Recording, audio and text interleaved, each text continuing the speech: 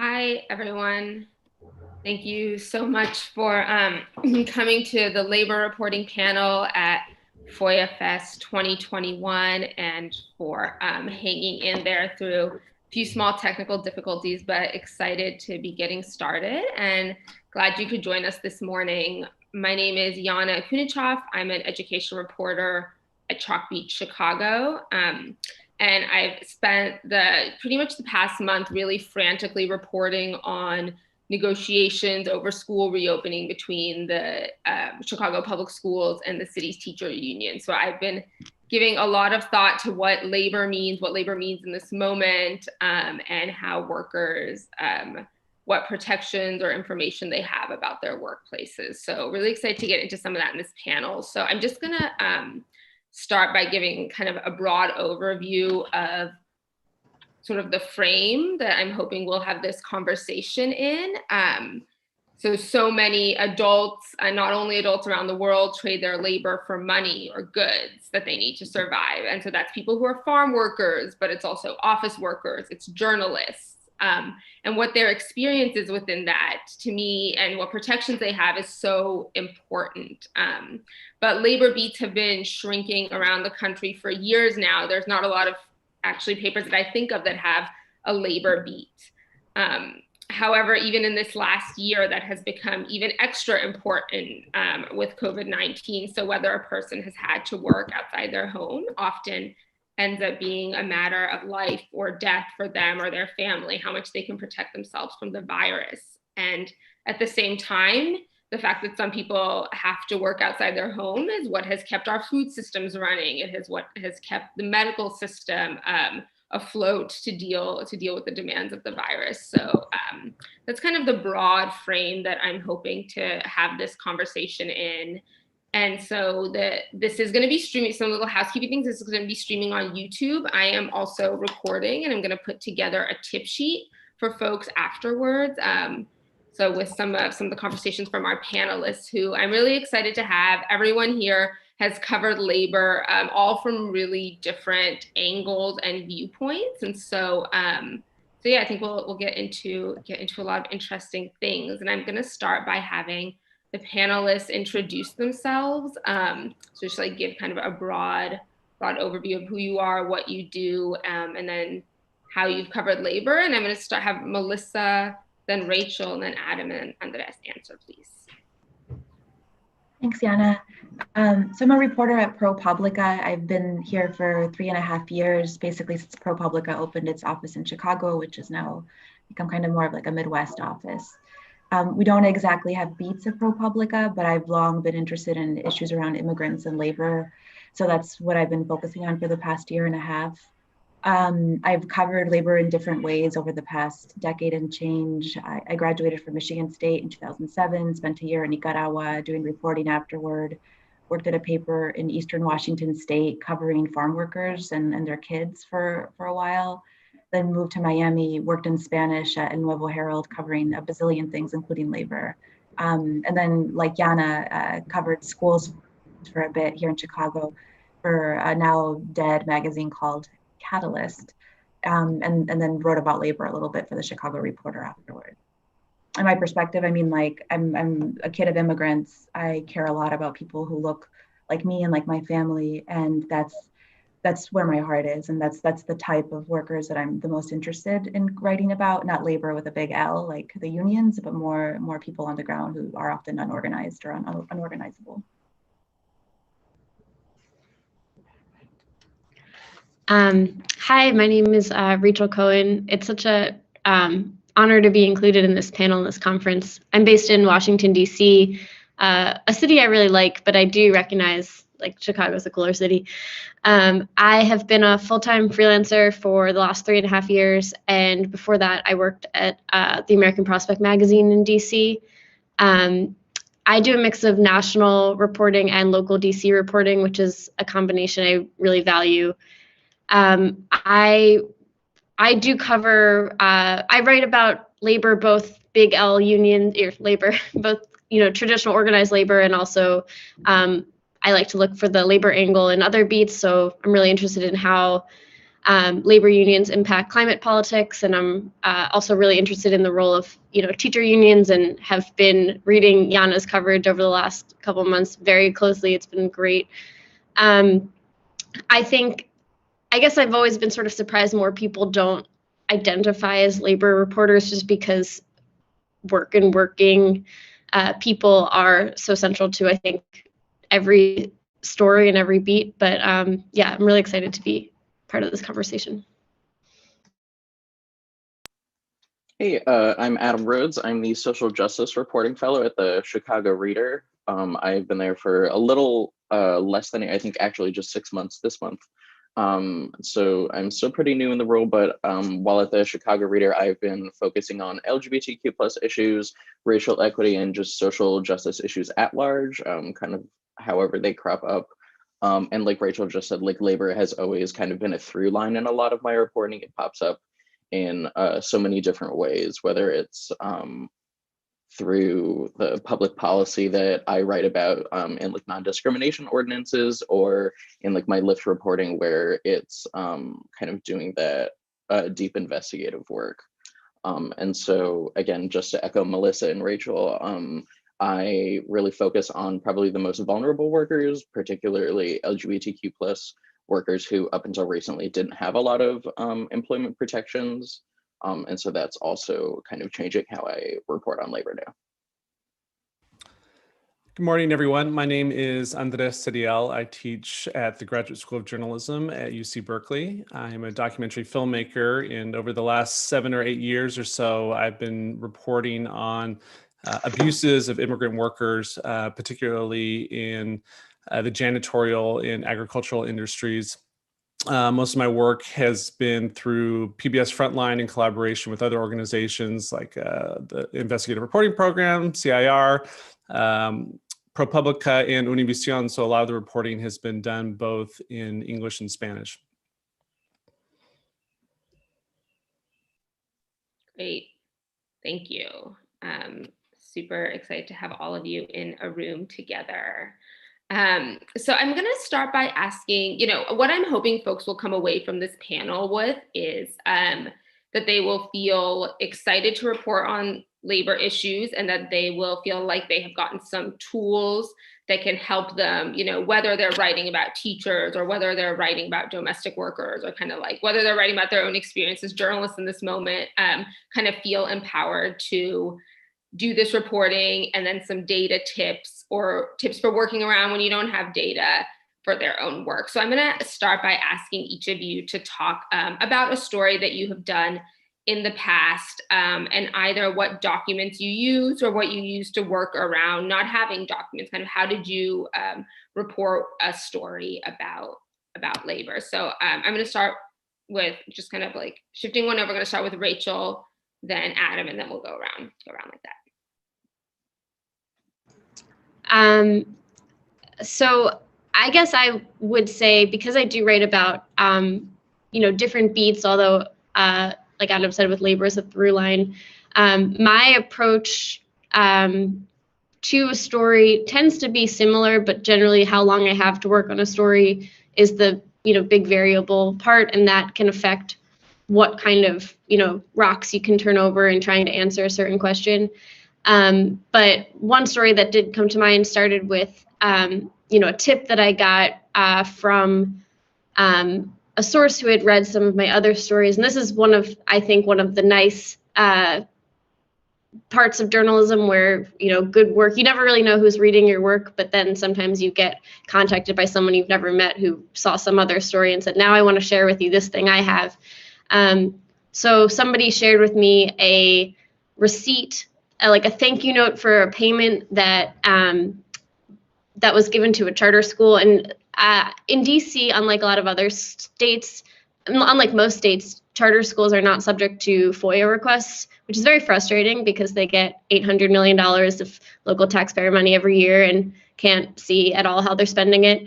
But basically, this thank you note was from this private advocacy lobbying organization, thanking them for their annual payment of $8 per student for their lobbying services. And this is very interesting because this isn't the kind of thing we could even find via FOIA because you can't request it. And this organization was thanking them and telling them what their money went towards. And it was, we did successful lobbying at the city council this year to beat back, efforts to regulate and have increased transparency. So all of this was going on, and basically I had a decision, like, do I just report on this interesting finding that people didn't realize that taxpayer money was going to fund lobbying of the city council against oversight? But I decided to, and it's hard sometimes as a freelancer to figure out how to do this, sorry for the alarm. I ended up getting a reporting grant to give me a longer base of time, and I filed a bunch of FOIA requests to every agency we could FOIA in the city to just sort of get a bigger clue of how are these organizations talking to these agencies, what other examples of lobbying there are. This is something that was great, but often not an option to do for, like, we can't always just go chase any leads. It sounds great, it is awesome when it can happen. In this case, it worked out, and I was able to budget enough time. I don't know exactly how it is in Chicago, but in DC, you have to assume they're gonna miss their deadlines. You're gonna probably have to badger them 50 ways. You're probably gonna have to appeal it and go through that whole process. But 6 months was a long enough time in this frame, and ended up getting back a lot of emails that were revealed a lot, that added, I think, to the story in a way that like either could have stood, but I was glad to be able to take that step.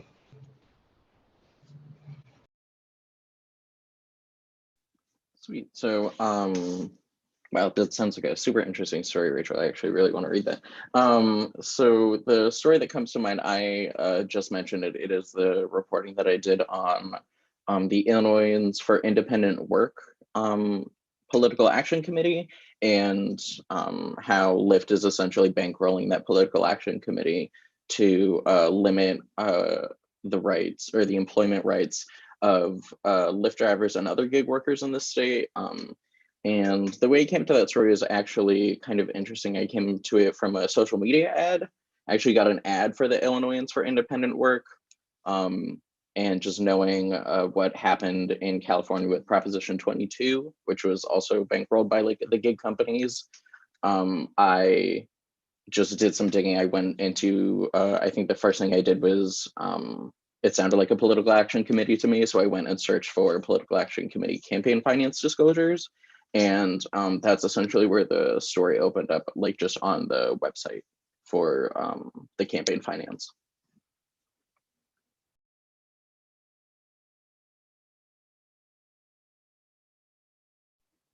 Let's go, I think, go ahead, and then I'll have Melissa go afterwards.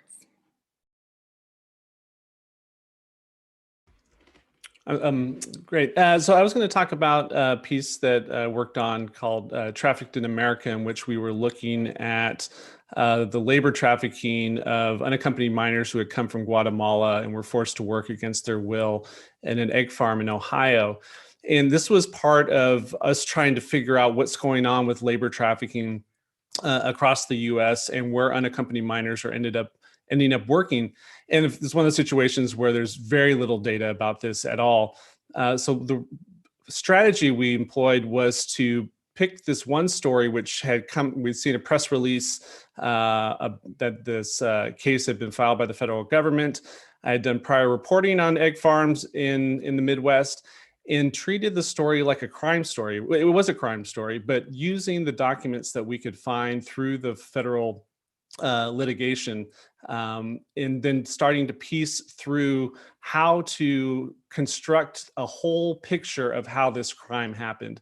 So instead of being able to show what was going on across the country in terms of the quantity or the mass of labor trafficking, picking apart one story and looking at how subcontractors were being employed to then hire undocumented immigrants and trafficked immigrants. And so then the next steps include a lot of shoe leather reporting, knocking on doors, finding people's pay stubs who were able to show us what contractors they had been working for, tracking down some of these subcontractors' taxes and going to the people who prepare their taxes, and really being able to do a straight line of how the money was working, because it was precisely in this process of subcontracting that people were able to claim that they weren't responsible for what was happening. This was somebody else's problem. So it was really creating a paper trail through taxes, pay stubs, federal litigation, and then a lot of shoe leather reporting to be able to put it all together. Andres, that was such an awesome documentary. I learned a lot from it, and I've actually been using it for research on something that I hope we can talk about one day. I'm going to talk about a story that's similar in some ways. This past fall, I published a story about kids who work in factories in the suburbs of Chicago. So Guatemalan kids who started working from age 13, or probably younger, but 13 was the youngest I could find, who were working overnight shifts in places that sometimes were dangerous, like cutting pieces of metal or packaging candy. Sometimes they'd get hurt on the job, but one of the big problems was that they just weren't sleeping, so they were exhausted and going to school at the same time. And so the questions about like whether you use data or documents. For this story, I had known about this for a while. It started, I think my first like inkling that, besides like my own personal experience and like gut, is I had been really interested in factories and temp work in general. And I've been working on a related story about something else in that universe. A couple of related stories. And one thing I had done, there was a factory I was interested in where a lot of women were alleging sexual abuse or harassment. And a good source for data sometimes, or for records on labor and things that are, for issues that are not often documented is police reports. So like I FOIA'd like 5 years worth of police and ambulance calls to this particular address, because I wanted to see like, had any woman ever been raped or whatever on the job.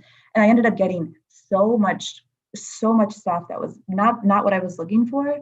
But I mean, there was an ambulance there like every week because somebody was getting hurt. I mean, like just the extent of like, so that was not what I was seeking. But among all those ambulance calls, there was a call about a kid who'd passed out on the line, like a 15-year-old. And I had like this big of a stack of records from just that one factory. And there's probably thousands of factories in Chicago. And I was just taking notes. I was making like a memo for my bosses about, here's all the possible stories we can do in this universe. And one of the small ones was, by the way, child labor. Like this thing tells me this is probably happening. I wouldn't be surprised. Immigrants, blah, blah, blah. But I kind of put it aside and we focused on something else where there was like a tiny child labor element in there too, but that wasn't the heart of the story. But when the pandemic started, because you make choices, you can't write about everything you want to write about. But when the pandemic started, I was at home, comfortable in my house. I didn't have to go out and risk exposure to COVID. And we all shifted our attention from the projects we were working on to something that was more pandemic related. And so I was focusing on pandemic stuff and like factories and temp workers. And I just kept thinking about that kid and other kids that are probably like him. And like, while I'm like comfortable in my home, these like children are out like getting exposed. And so I told my editors like, hey, I think this is probably happening, but I don't know for sure. I don't have like records and I don't have anything except for one little piece of paper. And they gave me the green light to just spend time seeing what I could find. And I wound up doing just a ton of shoe leather reporting. There was one particular apartment complex that I knew of that a lot of Guatemalans lived in, that I'd heard a bunch of kids worked at factories at. And doing that reporting during the pandemic was really hard. I'm used to just like hanging around and stalking people until they open up. That was really difficult to do because I was masked. The people had a lot of reluctance to open the door. I also wasn't quite aware of how hard it would be to catch people when they weren't sleeping. But I wound up doing that story. It was largely based on testimonies. So I didn't have data, like people don't report on this. I expected when I FOIA the state for child labor records that there would be something, and there was nothing. And that kind of like it hit me like, of course, nobody's going to report on this because nobody thinks they're a victim. Everybody's working in order to pay their debts to smugglers, in order to pay their debts to their sponsors, in order to pay their rent, in order to buy shoes, in order to buy groceries. And they all are doing it like out of their own free will. And so they don't see a problem. And so that was like a really delicate and complicated story to do. I was really proud of how it came out because it wasn't like your typical accountability story. Like unlike the case that Andres mentioned, where there was like clearly like a system of like a bunch of people who were exploiting kids who did not want to be doing the work that they were, that's not why they came here. That's not what they expected to be doing. That wasn't the case for the kids I was writing about. And so we approached it very differently than a typical accountability story, didn't name names and just kind of talked more about the system that allowed this to happen. Thanks, Melissa. And everyone, just, again, I'm going to put together a tip sheet with everyone's stories and with what they've put forward, because I think this is all, I think like super, super important work. And also that nuance is really helpful. I think, Melissa, what you said about agency and how people do and don't feel that they have agency at work and how they see themselves in that work, I think is really important to how people can approach them as journalists or how they get written about. So definitely just like putting a pin in that to revisit. So the next question that I wanted to ask, to me, like labor reporting is so much about people and their experience at work. And that is often something that can be really hard to capture in documents. And each of you spoke a little bit about this, but just kind of a two-part question. I'm wondering if you have kind of data sets that are go-to data sets or places that you often go to that you can suggest to the group. And then I think secondly, when you're working with imperfect data sets or you can't find the information that you want, if you have a go-to group of folks that you speak to. So like I think on teacher reporting, I'm in touch with the Chicago Teachers Union a lot, but also sometimes I will go to local school councils to talk to teachers or educators. So there's like kind of a few tools in that toolbox. So Adam, I'm going to have you go first, please. So admittedly, because of just the nature of my work, I don't use a lot of data sets just because I'm usually pivoting to a bunch of different things all at once. And but so for the Lyft story and the Boys Town story I did in particular, for the Boys Town story, which I think dealt more with like on the ground workers than the Lyft story, I relied actually a lot on workers' own documentations of their experiences. I think a lot of times when people kind of know that they have faced like harm or something bad happening to them in the workplace, that they'll like take a screenshot or something, and that might not be, I guess, like the traditional like document that like we FOIA and things like that, but I've oftentimes found that those have been some of the most helpful things that workers or sources provide to me. I mean, there was an example in the Boys Town story of a bar owner having just like a laundry list of like complaints about his racist behavior. And that kind of helped me in the interview be very, very particular and pointed about my questions and things like that. And then just social media posts as well. You'd be surprised what people put on social media about like their boss or things like that. So that's really what I have actually relied on a lot in my reporting. As far as my favorite data sets and things like that, I actually really like the, I think it's the Chicago Metropolitan Agency for Planning. They have really, really interesting like community data snapshots about like all of the community areas in Chicago. And that helped me a lot in my Boys Town reporting because I was able to point to like educational attainment, like how many, like what the median income is and everything like that, to be able to show kind of like the privilege in the class and the community as well. And specifically for LGBTQ plus data, the UCLA Williams Institute has probably the best data out there about LGBT people, including some about like labor specifically.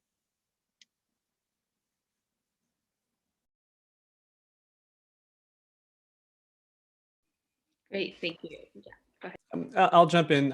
For a lot of the work that we did in the agriculture and janitorial industries about sexual abuse of immigrant women, we relied heavily on the EEOC, the Equal Employment Opportunity Commission. I think one of the things that's very useful about them as being the federal government is by the time the allegations get to them, they've been vetted at several different levels. So there's a level of confidence that you can have about their complaints. Of course, we do all the follow-up corroboration ourselves, going back and talking to the women themselves and both sides trying to figure out what actually happened. So, for instance, when we were looking at the janitorial industry, I guess we did this in both of them. It's like, okay, trying to figure out how many women get sexually abused in the janitorial industry. Well, there's not going to be a data set. Nobody's really keeping track. And I think that that's a bigger theme I'd like to talk about later, about the problem being actually where the data isn't. But so in this small universe of, I think we were looking at 42 complaints around the country that the EEOC had compiled, deciding to use that as our universe to then analyze and breaking that down and looking through these complaints and creating our own categories to figure out how we're going to interrogate the data. So find out, okay, well, how many of these women were alleging verbal abuse? How many were alleging some form of sexual assault? To what degree was the sexual assault? Was there more than one woman complaining? Was there retaliation after the complaint? And so afterwards, we could then say, okay, well, we don't know what's going on in the entire country, but based on the universe of data that we've compiled through the federal government's own the complaints of the federal government, we can say X. We can say, 50% of women suffered physical abuse, 80% of them suffered retaliation. So it's really trying to find where the data is that you can use and then interrogate that data to hopefully use that to extrapolate to a bigger problem. I think similar to that, so the EEOC at the federal level, but at the state level, there's like the Department of Human Rights, which similarly like handles discrimination complaints around employment. So race, gender, sexuality, et cetera, are all covered under their protected disability. And so I've FOIA'd from them data. It's kind of a pain in the butt. Like I haven't been able to get the whole data, like all their data, but I've been able to send them specific names of employers or partial names of employers, like employers whose name includes staffing or words like that I was interested in, and then to pull, I think it was like dates, type of complaint, maybe race or gender, some other information that gave me some ideas of who potential bad actors might be.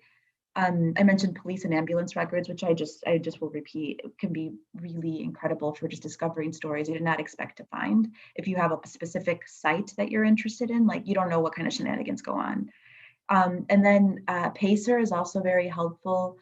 So PACER is like the system that you use to like to look at federal court records. That's both like criminal and civil complaints. And I think, I don't know if you can do this with the criminal side, but with the civil side, you can look up lawsuits filed under specific statutes. So for example, like sexual harassment, like in the employment, whatever title or part of the law. And so I actually did that with sexual harassment because I was interested in that particular factory that I mentioned. And I ended up pulling all of the sexual discrimination related complaints in the state of Illinois. And there's a way, if you play around with PACER, that you can download that as an Excel, and it will give you like the name of the plaintiff, the defendant, the date it was filed, outcome, etc. It's not a ton of information. Then you have to go into each case and read the text, and that can cost you a lot of money. But if you have that point, you can like walk that table with you to the federal courthouse and look at PACER for free there. But I wound up doing that and reading through a couple hundred cases to find like maybe a dozen cases that were related to staffing agencies for a story that I never did. But that's like an option that's out there. I'm very interested in, I definitely agree with Melissa that, legal documents are a great place to find sort of just like facts and data points that you can have. I have not scoured through police and fire reports, and so that is really interesting to me personally, stealing a tip. I also just wanted to agree with what Andrea said about sort of federal data often can be really poor. And so I think even though they're, as journalists, we want to make the strongest case with data to show what's going on. Sometimes sometimes the strongest thing we can do is prove that data is not available, and then, you know, use those stories to kind of accelerate the pressure to get better data in the first place. You don't like always, you know, that's not like an award-winning scoop to usually, but I think it's often like we are often in the best position to sort of say we've tried every avenue and this information is not there, and then the pressure moves to like politicians and leaders who are responsible to that. So that's just something I would say. And I guess to the first point, like I think that depending on what labor story you're doing, there are different advocacy groups that are useful to definitely reach out to.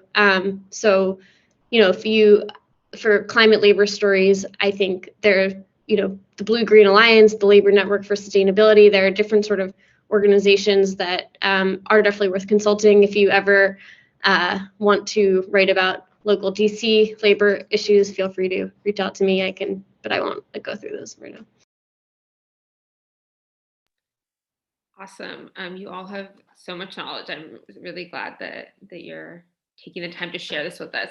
So I'm going to ask everyone one more question, and then we were getting some questions in, so folks should continue sending questions. I'm hoping to get to a couple of them before we wrap up. So the next thing I wanted to ask is, there's just so many ways that workers are vulnerable.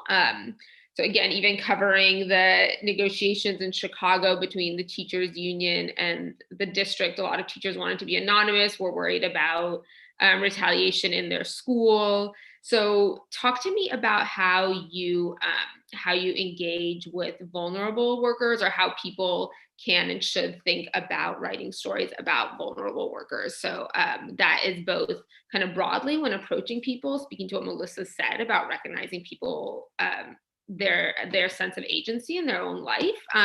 But then I think also, is there a data, is there or is there not a data approach when you're doing some of that? So I'm going to start with Andres.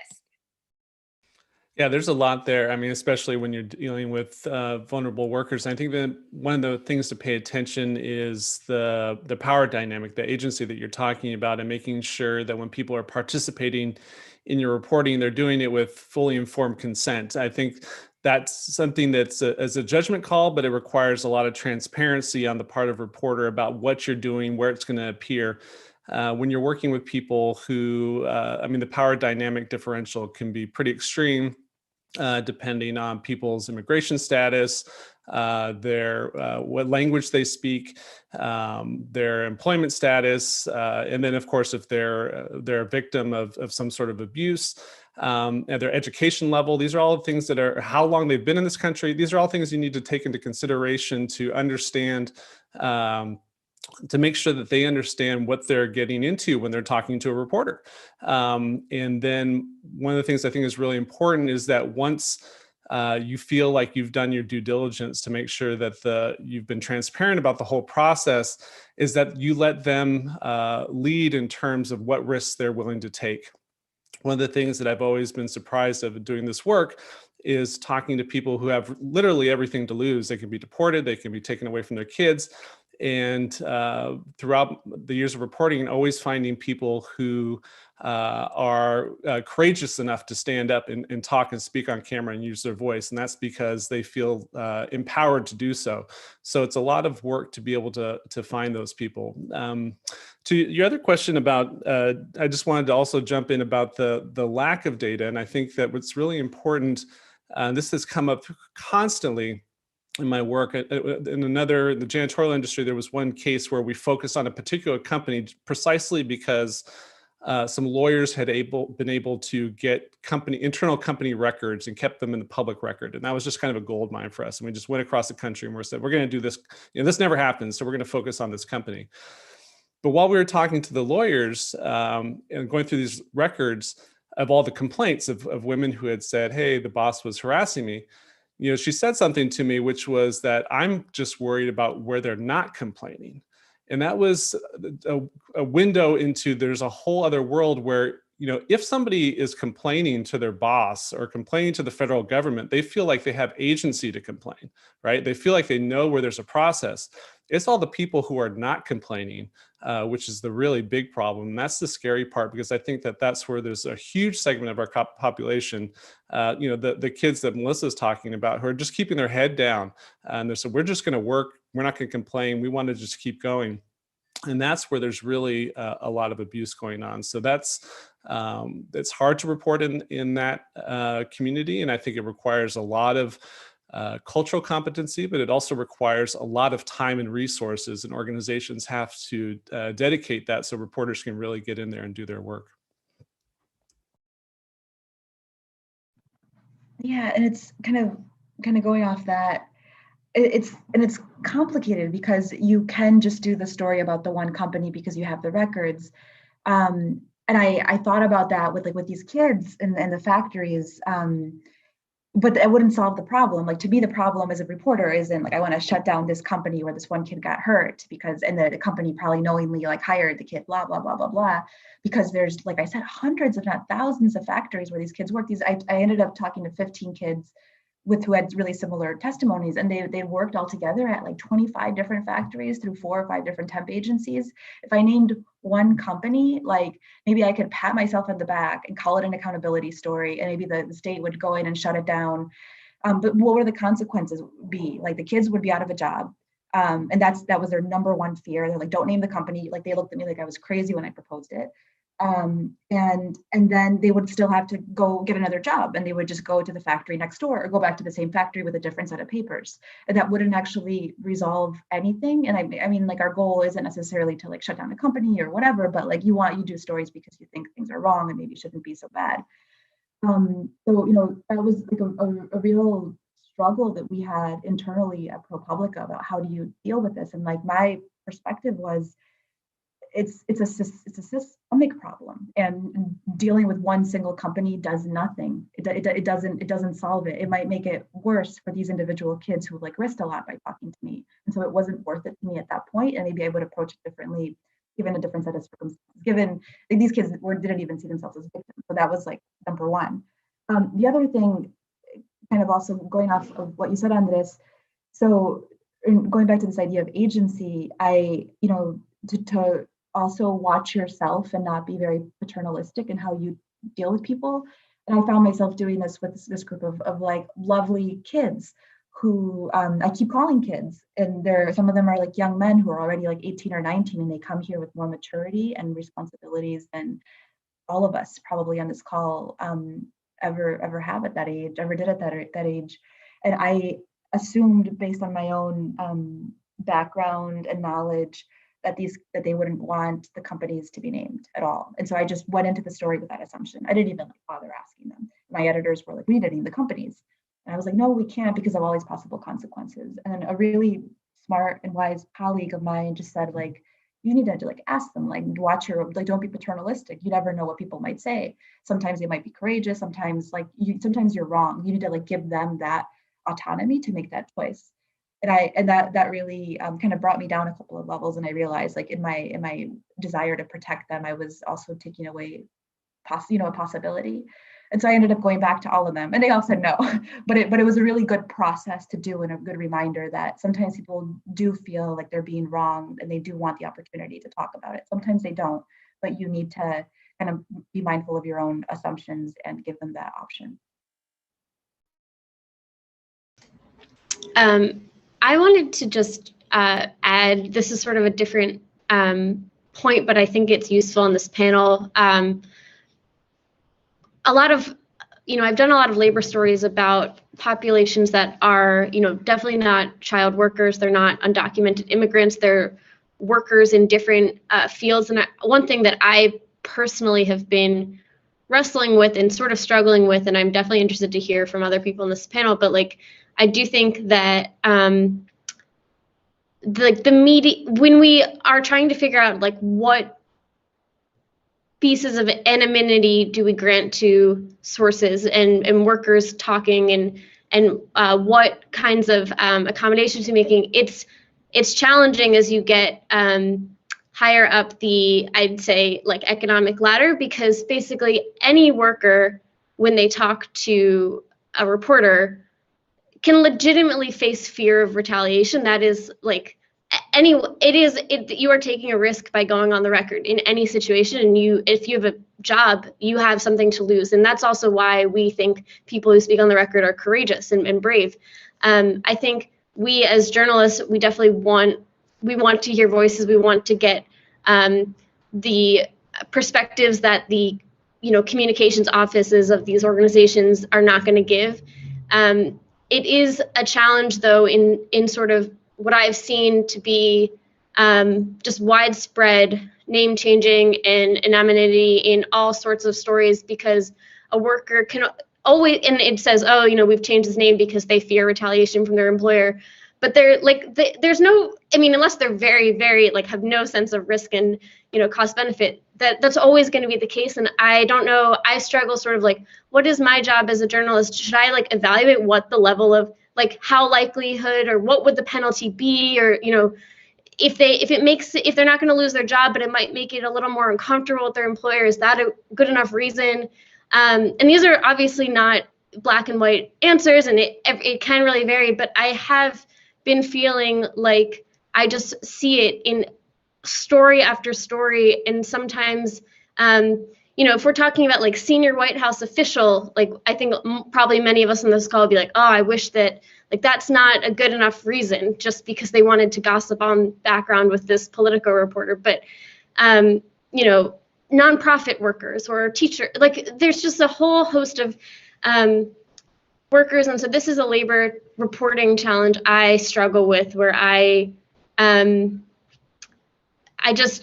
know it's difficult, because you never want to put your sources in, you don't want to put your sources in a bad position.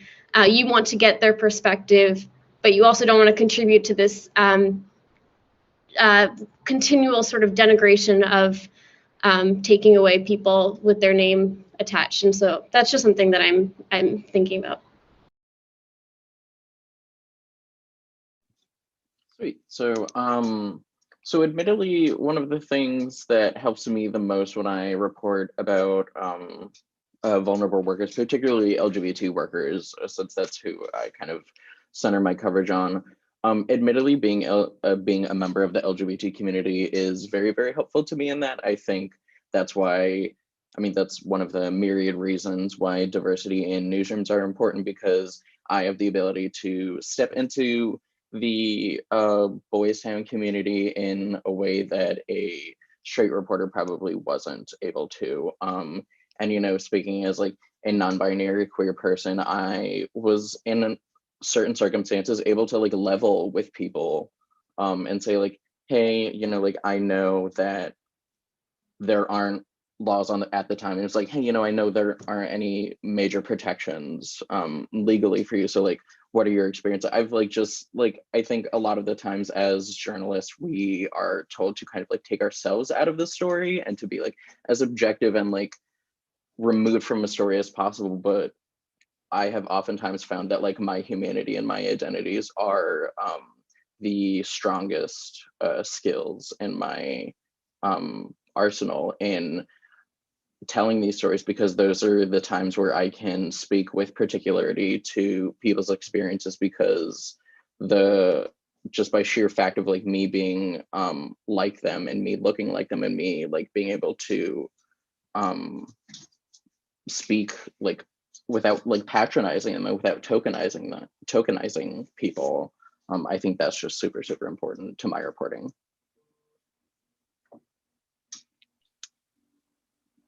Great.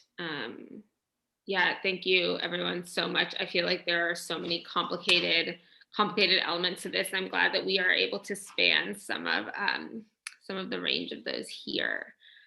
So I'm gonna, there's been a few questions. I'm gonna ask the broadest one, and just so folks know, this video will be, FOIA Fest will be posting the video, so there'll be a chance to see this again. I'll be posting the tip sheet after I share it with the panelists for review on my Twitter. And yeah, that will be available there over the next couple of days. So this is kind of the big picture question. And then after that, I'll have a last question to close out. Just folks have a sense of time. So this question is from Alice Yin, who says, I'm interested in whether anyone has tips on how to navigate privacy laws on employee personnel data. And Alice is particularly talking about how management at a government agency handled staffing.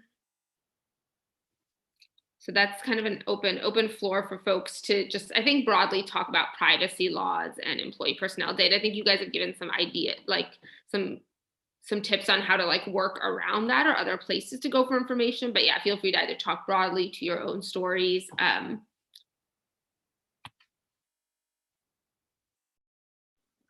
So I guess like in terms of, I guess if the fear is, or if the issue is like government agencies not providing like breakdown data of like the various identities, I guess, that their employees hold, I think that that's something that they're required to report, I believe. And so I think that's unfortunately, I think another one of the times where you just have to like find the person who will give it to you at like another agent or like something like that. I think when I was at Law 360, I came a legal newswire in New York before I went to Medill.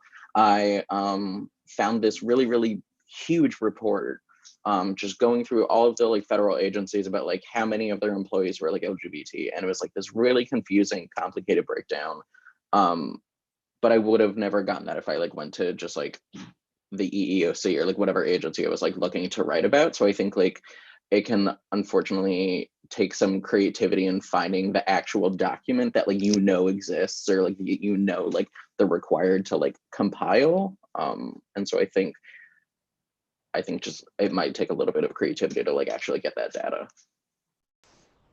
If I can add, I guess I would say that it is incumbent on, like, generally I will assume that they're not going to comment or give any details, but they're going to say it's because they're not allowed to. But in many cases, it's because they don't want to, because they're worried about a lawsuit and they're just being advised by their lawyers.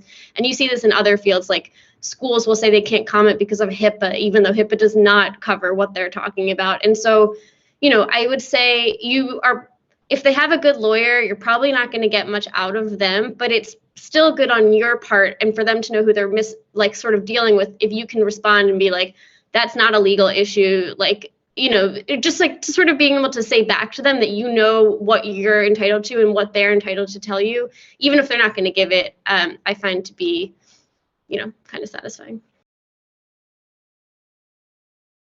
I don't think I have a whole lot more to add to what these two said. I'll just take it in a slightly different direction. I don't know if you guys ran into this, but we were doing a story about COVID and farm workers, and this was happening right during the outbreak, and desperately trying to find data around how many farm workers are getting sick. And besides asking all the county health departments for this data, and nobody was given, there was only one county that was releasing data based on occupation in California that we found. So nobody, even though they were supposed to be collecting the data, the Cal OSHA was supposed to get it, but they said they weren't, and then the counties weren't giving it to us. Is going directly to the companies and trying to find out for them. And then of course they don't want to tell you, and they don't want to say, well, we've got to protect people's privacy, et cetera, et cetera. And that's one of those situations where I think because the pandemic, everything was kind of new for everybody. Everybody was coming up with policies on their own. Each county was figuring out for themselves. Each employer was figuring out for themselves. It was getting back to the theme of working around that. Was really trying to talk to workers themselves about who, and then through social media about who they had heard had gotten COVID, and then trying to track down to those people and really creating our own little map of how it was spreading throughout different companies. But I will say that I think another thing that's really important with all this type of work, and I brought it up before, is having the time. Because if you have the breadth to check out 17 counties, agricultural counties in California, and then you find that one PIO that's kind of helpful, and you can stay with them and work with them over time, and then, well, actually, we do have that document, or wait, okay, no, I actually did, So I think that a lot of times the data is actually there, and it's really building the relationships to just have somebody give it to you.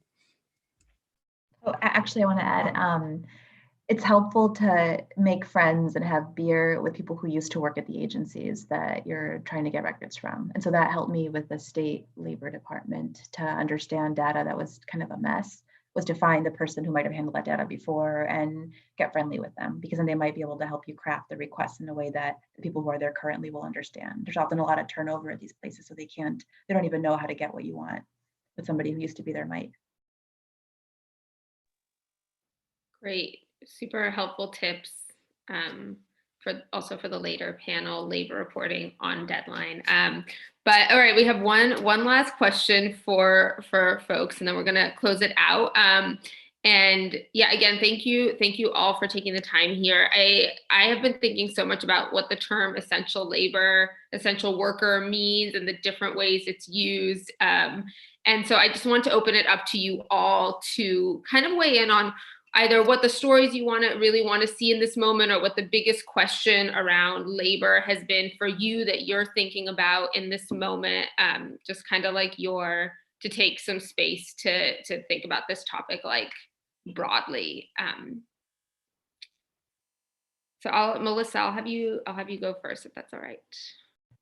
Yeah, I mean, I guess I'm glad that we're talking about essential workers in the way that we're doing now, because we're shining light. The country is paying attention to people who've always been there and who've always been essential workers, and so that's nice that they're being recognized. I don't know if it's done anything for them. I don't think that their lives have improved. So I hope the pandemic ends and that we can go back to normal. But that normal includes, changing how we look at work. I think, you're right. There are very few places to have labor reporters. One of the things that a lot of organizations have now are like workplace reporters, or people are obsessed with like the gig workers, and like that's all great and important. But I hope that we don't forget the largely like like the agricultural workers, the meat factory workers who have been just decimated by this pandemic. So I hope that the term essential worker remains for a while.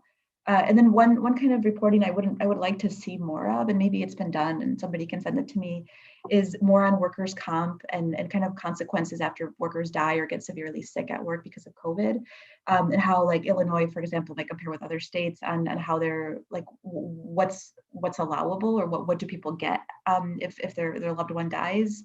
I know that there's been some litigation around that, and I would just like to see more of like a easy to read explainer about where all the states are at and like what still needs to get fixed.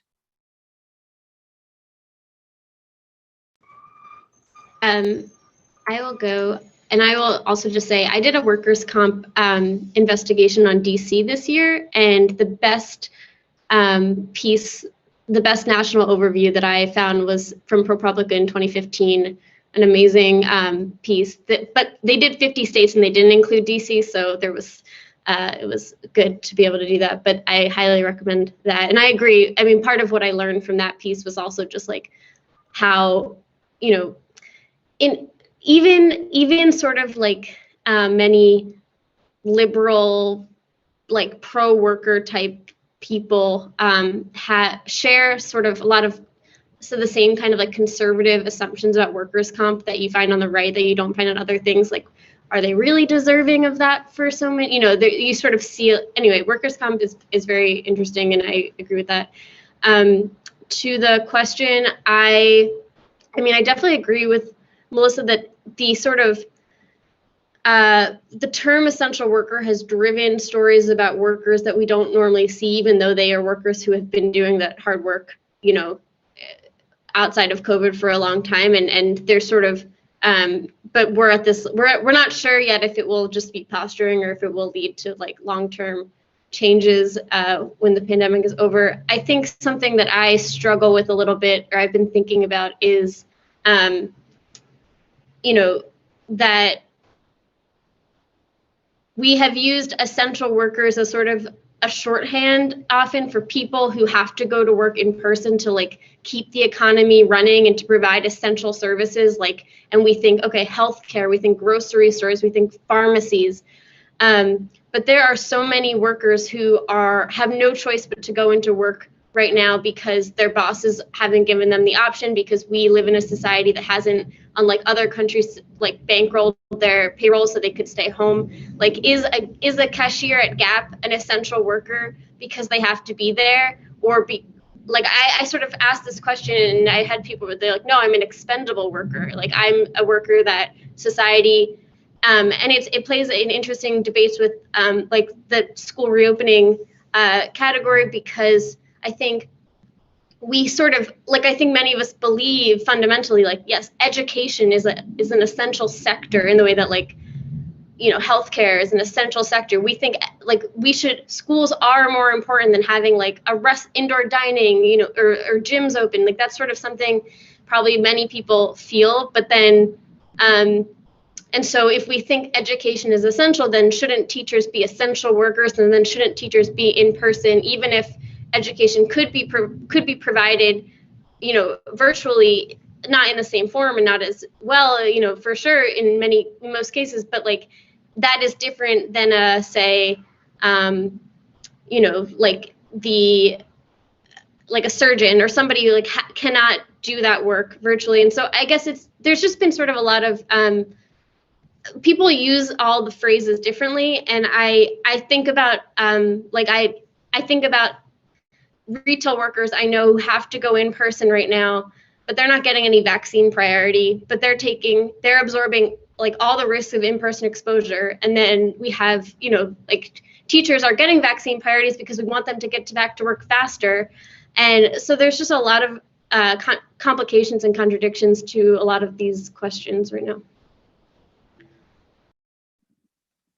Yeah, and totally just building off of that, I think I would love to see stories about like the people who have to go into work but like aren't given that vaccine priority. I mean, I've heard from people here in Chicago, like one example is people who work at the public library who say that like they've had to come into work, but they're not in like the group 1B in like the vaccinations because they're not like a specific type of essential worker. And so I think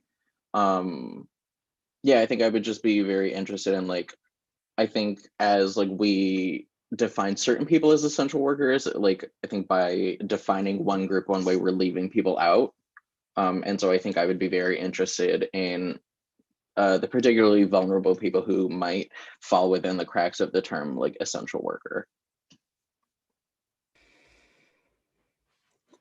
Yeah, I think one of the things, building off what you guys said, in terms of, you know, when the essential worker term came out at the very beginning, you know, we were thinking about our healthcare workers and people who are going and saving lives. And you have a friend who is a doctor, and he's like, you know, I signed up for this. Like, I became a doctor. I signed up to go do this type of work. At the same time, I was reporting on people who were saying, I did not sign up for this, but I have to go to work. And I have to go to work because I have to feed my family and I'm going to lose my job. And so it's a very different type of essential work that's happening without all the benefits or the precautions. And so I think what it also exposed is the lack of labor protections for all workers. I mean, this was something when we were doing our COVID reporting in agriculture that was totally shocking, realizing that there was no standards for the farm workers. There was just recommendations. Okay, wear a mask, wash your hands. And then it turned out that was for everybody. That wasn't just for farm workers, that was all workers. And it was this kind of thing like, where's federal OSHA on this? And still not really moving. And there's been very few protections, required protections across the country for anybody at all. And so that's a place where I think we really need to examine where is the federal government, different state governments obviously are doing things, but very little to protect any of us with any mandatory regulations from the pandemic. Yeah, these are all, I think, super important questions. Thanks to the panelists, everyone on who is listening. Send me your labor reporting. I hope you feel, feel excited and empowered to go out and report these stories that feel like super essential and urgent right now. Thank you so much, everyone.